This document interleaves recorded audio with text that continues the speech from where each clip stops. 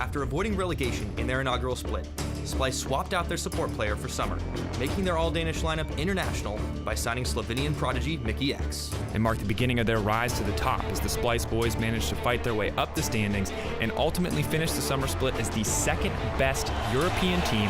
And the winners of the regional qualifier, making their debut at Worlds the same year they joined the LCS. Today, they are known as a cohesive, experienced team that's been playing together for a whopping 114 games straight, the longest streak in the ULCS. 2017 was an up and down year for them, but Splyce's latest performances show tremendous promise. They took G2 Esports all the way to a Game 5 in the summer quarterfinals, the only team to ever do so. And with the veteran Trashy in the jungle, a carry bot lane of Kabi and Mickey X, the innovative Wonder, and an adaptive Senkux, Splyce are eager to match last year's performance and break from the regional qualifier straight into Worlds for the second year in a row. 2016 marked H2K's most successful season as the team qualified to Worlds and managed to become the only non-Korean team to make it in the top 4, igniting fan fantasies for a strong European presence on the international stage. For 2017, the team brought in a new Korean bot lane, which is yet to be tested in high-pressure situations. They were able to steamroll over lower teams, but still struggled to find wins against the top dogs of the LCS. With their star players delivering impressive but inconsistent early game performances, it's now a question of whether or not H2K managed to cultivate the mental fortitude required to overcome early setbacks against the best of the best. With Jankos, the First Blood King, driving most of H2K's early plays, the team needs him as a jump start for H2K's snowballing power. Febivin, Otoamne, Nuclear, and Che have all proven that if you give them that juicy early lead, they will bring home victory. It all comes down to this: if you want to go to Worlds, do or die. The 2017 Regional Qualifier starts right now!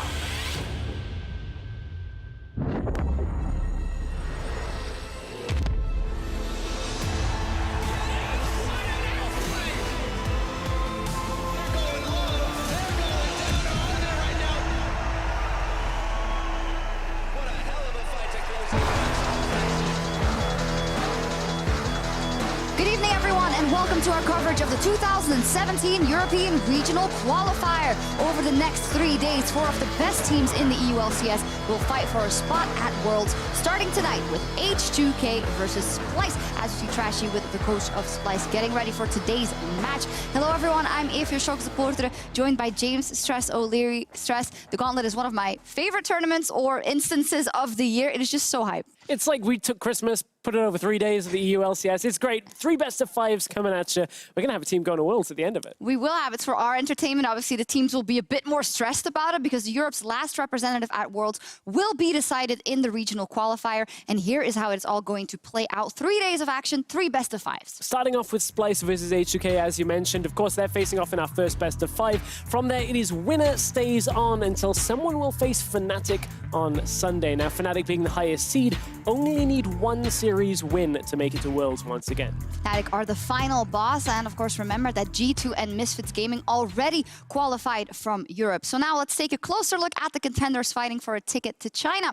One team that's found success in the tournament before is Splyce. They took down the Unicorns of Love to secure Europe's final seed in 2016. At Worlds, though, they dropped out of the group stage with a 1-5 record. They'll be looking for another shot. As we heard in the video, it is the same roster that is playing in the tournament as last year, so how big are their chances to replicate that success? If you listen to a lot of the pros, they have a lot of faith in Splyce right now, and of course Splyce showed a lot of promise versus G2. We saw the 5-game series versus G2, and of course that's the first team to ever have done that here in Europe. But Splyce, I think, have looked best when they've been playing around Wonder, when they've enabled him up in the top lane with champions like Camille and Kled.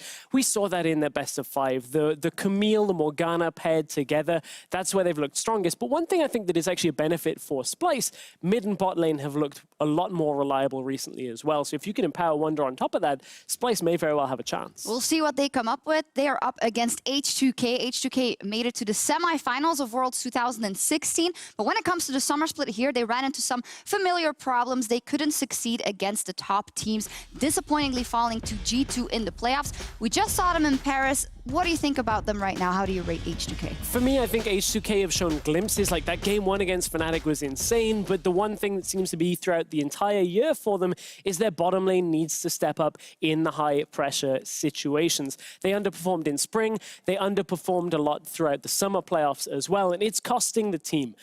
We know Febiven and Jankos like to get leads through the middle lane, but what keeps happening to H2K is with the losing bottom lane, up comes the enemy AD carry and support to the mid lane. They push down the tower, H2K lose all of their presence. The key to victory for me for H2K, get a winning bottom lane for Nuclear and Che. We'll see if that happens. If H2K or Splyce win, they'll go up against Unicorns of Love tomorrow, and that is tragically a team that has never made Worlds, even though they've always seemed quite close to it. And this looked to be finally their year. They were doing great over in Group B, but then got destroyed by Misfits in the quarterfinals of the playoffs. It seems to be kind of a last chance. Is this their year?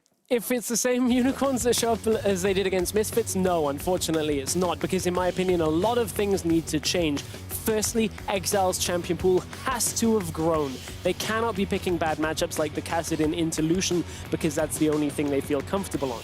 Secondly, I want to see Xerxes be more active. We saw a handful of games on the Nidalee where he was going very aggressive in the early game. That's the Xerxes that I want to see, and maybe something that would enable that. The third problem that I think Unicorns have been having is we haven't seen the Spring Split MVP, Vizicachi, playing up to the level he was in Spring. No more solo deaths, please, Chachi. I want to see some solid performances out of the top lane. Yeah, let's hope he shows up today, but finally, on Sunday, we'll have Fnatic, the best team in the regular season, an impressive World's history. They have one title and 2 semi-final appearances. And Stress, do you see any other team of Fnatic taking this gauntlet? Because that is what I'm hearing everywhere. I think there's that outside chance for Splyce, but if Fnatic can do the same that they've been doing throughout playoffs, through the regular split, that being engaged champions for Soaz, the Javans, the Nas, carries like Xayah and Tristana for Reckless, I think Fnatic have everything they need to make it to Worlds again. Yeah, we'll see if that happens. But for now, though, we are going to start the day in the gauntlet with H2K versus Splyce, who are setting up as we speak. Here are our casters for game number 1.